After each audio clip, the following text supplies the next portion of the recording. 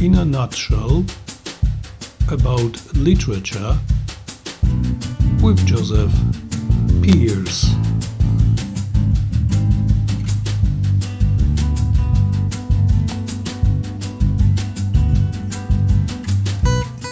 Hello everyone, welcome to my channel. I am Franczak and this is part 30 of In a Nutshell about literature with Joseph Pearcem. We are continuing the topic of early Christian literature, and today we are going to discuss an important literary discovery that had an impact on one of the bestsellers of the modern era. If you haven't seen the previous episodes yet, please check the playlist. I hope you enjoy this new one.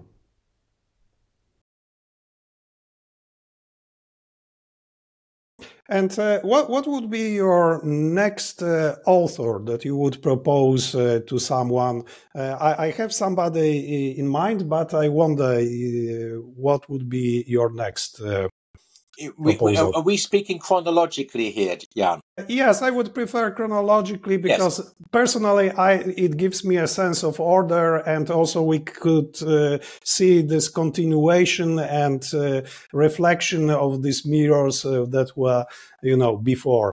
I agree. I also like to be ordered. I like to see things in context, and of course, the way that we experience time is that which moves from the past through the present to the future. So we should really experience what we're seeing in that sense. Well, yes, because I'm going to show my Anglo-centrism here, which I do not really make an apology. Already trying to be patriotic, Jan, with the great Anglo-Saxon epic Beowulf, which ironically was not discovered until relatively recently. So Shakespeare would know nothing about Beowulf. So if we want to talk about, its place in the continuum, well, it doesn't really have a place in the continuum until its rediscovery just a couple of hundred years ago. And now it's there with the great epics, and should be.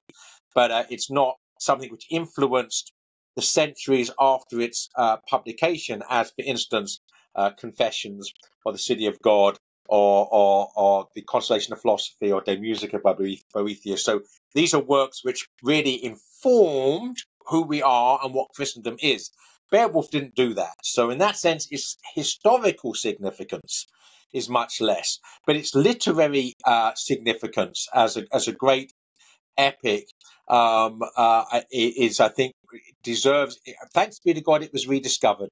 Thanks be to God it's been lauded. Thanks be to God it's being read and studied, because it is a jewel in the crown of Christendom, and it's a jewel that was lost and has been found, and thanks be to God for that pearl of great price, if that's not blasphemous, because that's technically Jesus, of course. Okay, but this particular work had, if I'm not mistaken, some influence on The Lord of the Rings by Tolkien, and probably The Hobbit too, and so on.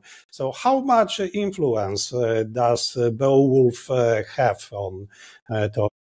Yeah, so we say, having said that it's a late starter as regards joining the continuum, joining the tradition, influencing what comes after, and from its time of its rediscovery, it's actually a significant influence, especially, as you rightly say, on The Lord of the Rings and The Hobbit and Tolkien's other work and the works of C.S. Lewis. So Tolkien gave the seminal lecture, the seminal paper that's really even today seen as sort of, not the last word, that would be absurd. It may be the foundational discussion of Beowulf. He wrote an essay or gave a paper called "The Monster and the Critics" about Beowulf. So he was in his lifetime the foremost Beowulf scholar. We need to remember that Tolkien was not first and foremost, because first and foremost he's the writer of one of the greatest epics in Christendom, but his day job was as a professor of philology at Oxford University. So he was an academic and a lover of languages, philology, lover of language, lover of the word. And he spoke Old English, the language in which Beowulf was written fluently, read it fluently. He translated Beowulf as a young man from Old English to modern English. So he knew the poem better than anybody, probably, in his generation. So you could say that the spirit of Beowulf is subsumed within Middle Earth. So it's I could argue, other than the Bible and the Church, that Beowulf might be the single most important influence upon Tolkien's work. But also Beowulf is an example of literature where we find influences of the Bible too, because it is not only a story about a warrior killing a beast, a mythical beast, a dragon, but also something more. Yes. Yeah. So my approach to literature, as I'm sure we've discussed already, we've had so many discussions now. I can't remember exactly what we have discussed. But my approach is what I call authorialism. In other words, to try to read a work as far as possible through the eyes of the author, because the author is the authority, the most authoritative voice. The person that understands the text better than anybody else is the person who wrote it. So insofar as we can read it through the eyes of the author, we're reading it as far as possible objectively. And trying to see things objectively as opposed to subjectively is crucial, because otherwise we're just projecting our own pride and prejudice. So we do have to have the humility to try to see things through other eyes. Obviously, ultimately, the eyes of goodness, truth, and beauty itself, through the eyes of God. We can't do that because we're mere mortals. But we can aspire to get as close to that as possible by seeing through the eyes of the author. So we need to see Beowulf through the eyes of the author. Now, there's a problem there because we don't know who wrote Beowulf, right? So you say, well, how can you do that? Well, the first thing you can do is to know something about when Beowulf was probably written. And most experts, including Tolkien, believe it was probably written in the early 8th century, so early 700s, in Anglo-Saxon England. Well, that's very interesting, and probably by a Benedictine monk, because the only people who were scribes at that time were Benedictine monks. So probably written by a Benedictine monk. And then what's very interesting there is there's another great work of literature and another great work of history by a doctor of the church, St. Bede, the Venerable, in his ecclesiastical history of the English people. Now he's also born and active in the early 8th century. So he's a contemporary of the Beowulf poet. He's a Benedictine monk.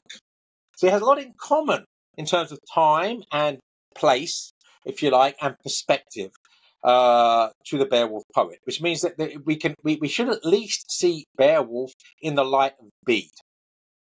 Bede's not the author. So this is as close as we can get.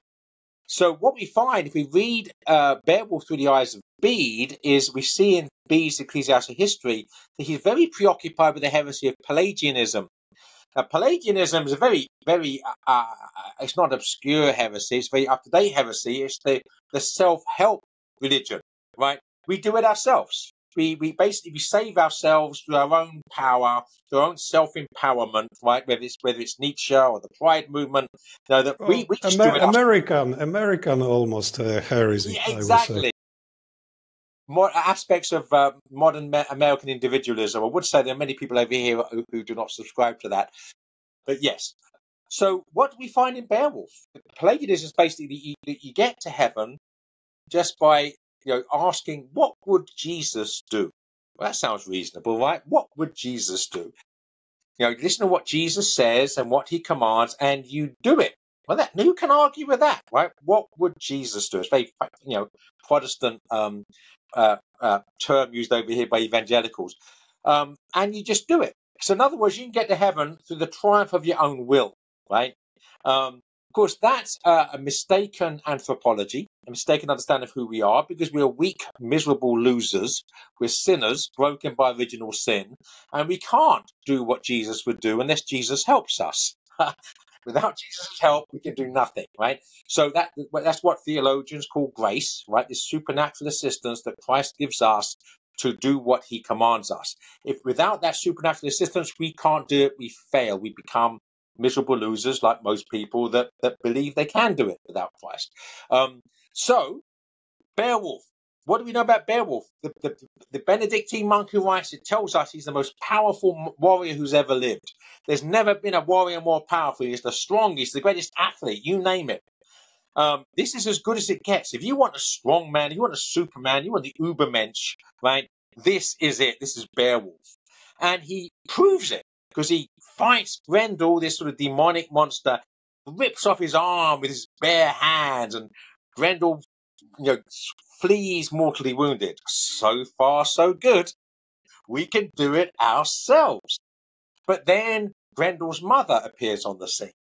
And now Beowulf's clad in armor, so he's not merely defensive. He's got this sword, which has never been defeated in battle. It's the most powerful sword that's ever been used, ever been wielded, and it's never lost. It's always been victorious. So now we have the strongest man imaginable and the best technology which we in our ingenuity can provide. This is it. This is all that we can do as human beings. You face Grendel's mother, a demon, demonic power. He's powerless. His strength, his sword, powerless. He's going to lose. How does he not lose? Because this magic, you might say miraculous, sword of grace appears from nowhere. And by taking this sword, which has scenes from salvation history inscribed on the hilt, right? It is basically the church that this sword of grace, he slays the demon. So you see how, if you read Beowulf through the eyes of the context of its time, from the Benedictine understanding, a Catholic Orthodox understanding of Pelagianism and Catholic Orthodoxy, you see this a work of profoundly orthodox understanding of our relationship to God and to evil and to each other. Thank you for watching, and please remember that you can support the development of this channel in several ways. Subscribe to the channel if you haven't done it yet, like this video and leave a comment. Share the video by copying the link and posting it on our social media. Support us financially by buying me a virtual cup of coffee or making a donation. Please check the options below the video where you'll find links to two services, Buy Coffee 2 and Zrzutka. Thank you once again, and see you in the next episodes of In a Nutshell About Literature with Joseph Pearcem. God bless you.